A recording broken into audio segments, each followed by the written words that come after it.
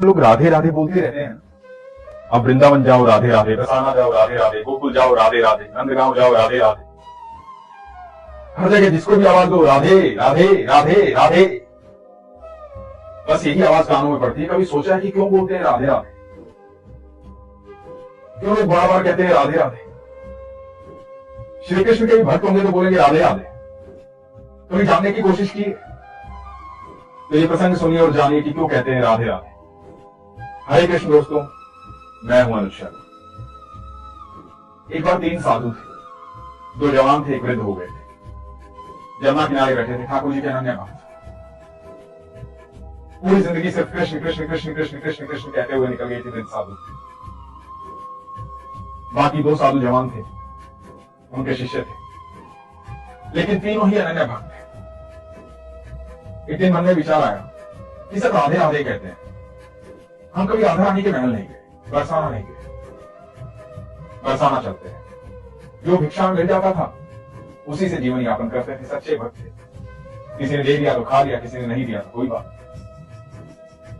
अब बरसाना जाने की बात थी तो वृद्ध साधु ने कहा, हमने सुना है कि वो राधा रानी का महल है ना, ऊंचाई पर है, बहुत सीढ़ियां चढ़नी पड़ती है।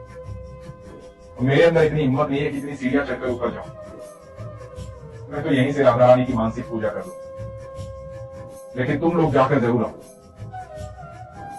तुम राधा रानी से मिलकर आओ। दोनों ने निर्णय लिया कि बरसाना जा रहे हैं, भिक्षा नहीं मांगेंगे।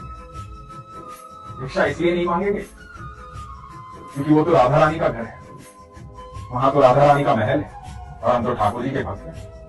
तो दोनों साधु बरसाना की तरफ चलते हैं। चलते चलते बहुत देर हो गई, भूख भी लगी थी। अब कोई देता था कुछ तो खा लेते थे, नहीं तो नहीं खाते थे। तो पहले साधु ने दूसरे से कहा, भूख लगी है, क्या करें, किसी से मांगे? तो दूसरे ने कहा, नहीं, अरे हम ठाकुर जी के यहां से आए हैं, राधा रानी के मेहमान हैं, राधा रानी खुद इंतजाम करेगी, हम क्यों मांगे किसी से, हम तो मेहमान है ना। तो चलो राधा रानी से मिलते हैं, देखते हैं क्या होता है। तो राधा रानी के महल के पास पहुंचे, सीढ़ियां चढ़ी, थक गए थे, ऊपर पहुंचे। ऊपर पहुंच के राधा रानी के दर्शन किए। भूख जोरों की लगी थी, लेकिन कहीं कुछ मिला ही नहीं और किसी ने कुछ दिया ही नहीं। राधा रानी के दर्शनों से तृप्त हो गए, मन प्रसन्न हो गया, आनंद आ गया। पहली बार राधा रानी को देखा। राधा रानी की अटारी पर जाकर के हर किसी को सुकून मिलता है। वहां ऐसी हवा का झोंका चलता है कि आदमी कितना भी परेशान हो, कितना भी दुखी हो, प्रसन्न हो जाता है, सारी थकान दूर हो जाती है। तो दोनों साधु अटारी पर आ गए, वहीं पर विश्राम करने लगे। रात्रि हो गई, दोनों भूखे पेट ही सो गए।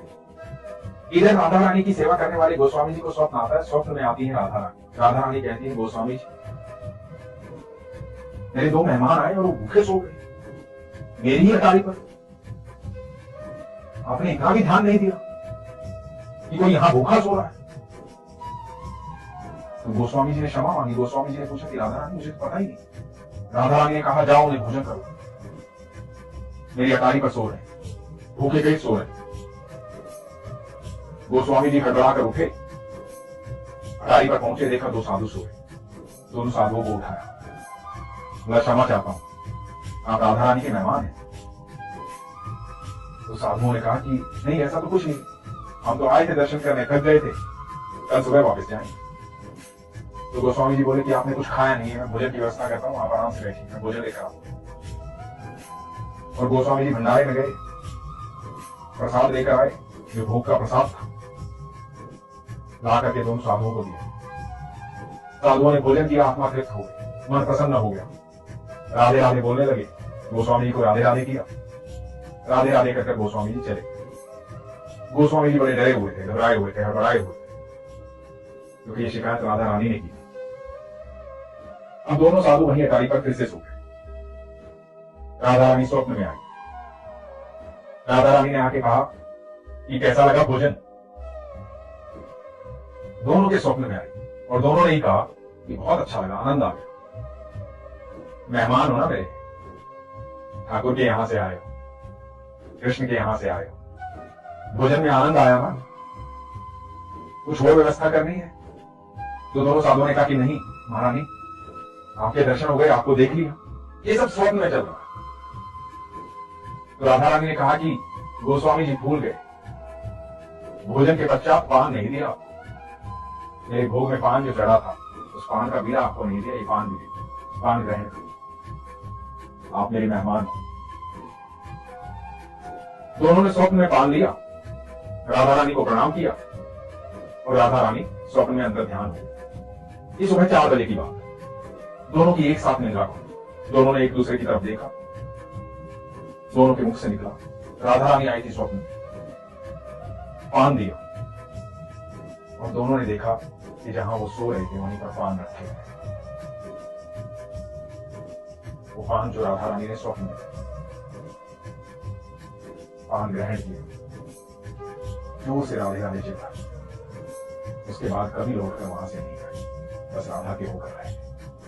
ऐसी महिमा है मेरी राधा रानी, ऐसी मेहमान नवाजी की। उन्होंने तो मजाक में कहा था कि राधा रानी के मेहमान कृष्ण के यहां से जा रहे हैं, लेकिन राधा रानी तो राधा रानी सबको उतना ही प्रेम करती है, उसे सब सुनाई देता है, सब दिखाई देता है। हमारे मन में जो भी भावना आती है हमारे ईश्वर के पास पहुंचती है, चाहे वो अच्छी हो या बुरी। इसलिए अपने मन को सात्विक रखें, सच्चा रखें, सरल रखें, सहज रखें, प्रेम से परिपूर्ण रखें। जिनके हृदय में राधा रानी और ठाकुर जी निवास करते हैं वो कभी गलत सोचते ही नहीं और गलत कृत्य करते ही नहीं। हमेशा अच्छा साहित्य पढ़ें, अच्छी भावना रखें। आप यकीन मानिए, जब भी आप सरल भाव से, सहज भाव से, बिना शंका की कुछ भी ईश्वर से मांगेंगे, कुछ भी उनसे कहेंगे, वो अवश्य सुनेंगे, अवश्य देंगे। कोई भी समस्या आपके लिए बड़ी हो सकती है, लेकिन ईश्वर के लिए कोई भी समस्या बड़ी नहीं है। उनके लिए वो पल भर का काम है, लेकिन आपका विश्वास होना चाहिए, शंका नहीं होनी चाहिए। और यकीन मानना, जो लोग ये कहते हैं ना कि मेरा कुछ हो नहीं रहा, वो हमेशा शंका करते हैं। जो लोग ये कहते हैं ना मैं बहुत दुखी हूं, वो शंका करते हैं। जिन्हें विश्वास होता है उन्हें हमेशा लगता है कि मेरा ईश्वर मेरे साथ है, मैं दुखी हो भी कैसे सकता हूं। तो इसलिए कभी भी ये शब्द अपने